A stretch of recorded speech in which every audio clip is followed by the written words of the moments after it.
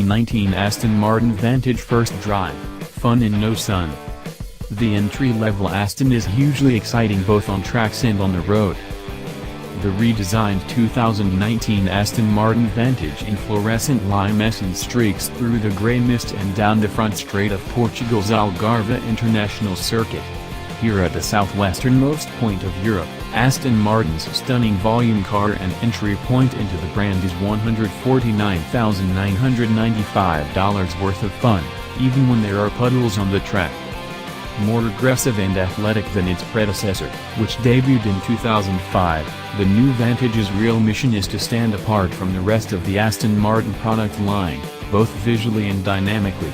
A sloped sharp nose and jutting, three-dimensional grille and lip extensions make for a very serious race face. The low arching roofline and broad haunches make this front-engine coupe look grid-ready. Press the start button on the reimagined, driver-friendly center stack and the exhaust bar confirms that the Vantage, compared to its longer, softer cousins, is Aston Martin talking smack. That gregarious sound emanates from the formidable Mercedes-AMG sourced biturbo 4.0-liter V8 engine, which makes 503 horsepower and 505 pound-feet of torque. This is the second application by Aston Martin of the German mill, the first being the delightful DB11 V8. The Vantage's larger cousin. The AMG pumps about 80 horsepower more into the new two-seater than the old V8 GT, and at 3,373 pounds, it carries around about 300 pounds less, for a greatly improved power-to-weight ratio. After beating it around the track, Aston Martin's claims of a 0 to 60 miles per hour time of 3.5 seconds, and a top speed of 196 miles per hour, seem achievable. While Aston Martin tasked its exterior design team with making the Vantage look different from any other offering, it was up to Matt Becker, a former Lotus Dynamics engineer and currently Aston Martin's chief engineer, and his team to make the car drive differently. The Vantage rides on the same riveted and bonded aluminum chassis and double wishbone front suspension as the DB11, only here its specific tuning delivers a much sportier experience than the Tourer.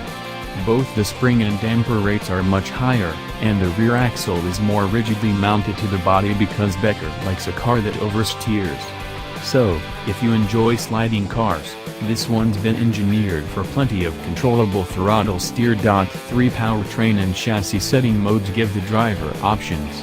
As expected, with each more extreme mode the exhaust progressively opens up, gifting the occupants with more cacophonous bangs and pops while automatic gear shifts on the 8-speed ZF transmission become more aggressive. Even in the base Sport or Sport Plus settings, the most extreme of the three modes is track, the Vantage still navigated the undulating turns of the Algarve circuit with relish.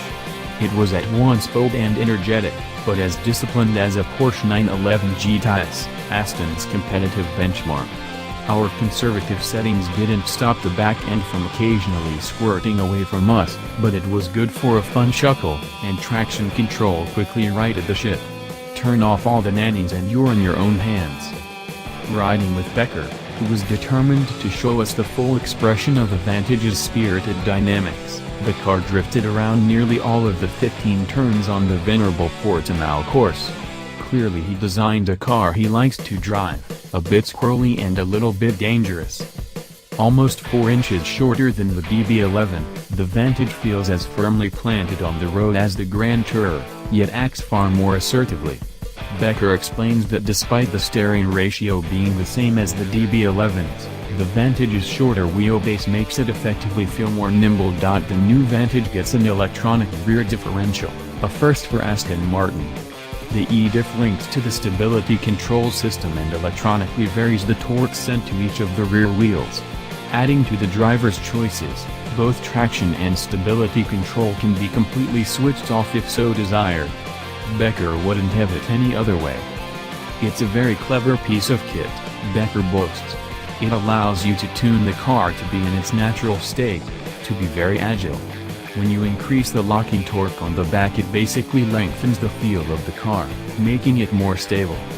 On track, we drove quad exhaust-tipped cars, but heard the V8's voice just fine through the twin exhaust version after we switched cars the next morning when we went careering through the Portuguese countryside.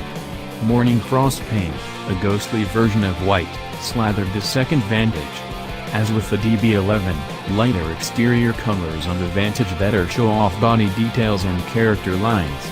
And as a meticulous Aston Martin paint job takes about 50 hours to complete, the sheet metal feels smooth as a straight razor shape. The paddle shifters for manual transmission control are large and easy to get at, fixed as they are to the steering column, not the wheel. Shifts feel quick even when downshifting more than one gear at a time, and the engine is so filthy with torque that even if the driver miscalculates the proper gear, the engine magnanimously compensates for mistakes with seemingly little effort.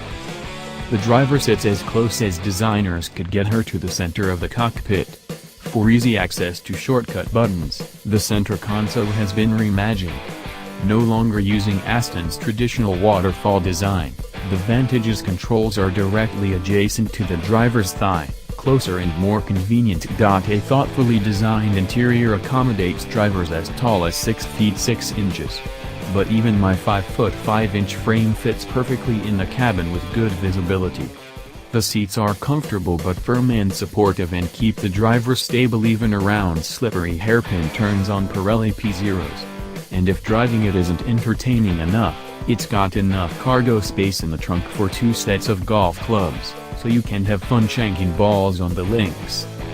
The 2 brake options include cast iron and lighter carbon ceramic discs, the latter of which were fitted to our track cars. Despite the increased master cylinder diameter, which supposedly shortens pedal travel compared to the DB11, we felt as though he had to press harder than normal to stop.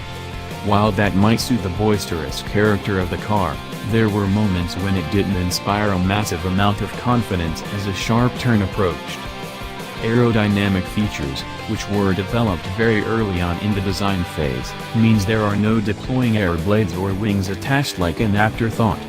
The front splitter and rear diffuser as well as side gills and aero equipment on the undercarriage of the car such as upsweeps, all act in concert to keep the Vantage's nose sniffing close to the ground while its rear end stays firmly planted. The effect produces solid balance and stability, as well as being aesthetically handsome. Where the DB11 exudes a mature, monogrammed gentleman's poise, the new Vantage personifies a dashing young rogue out to blast around and have a damn good time. Next year expect a manual transmission version, with a roadster to follow.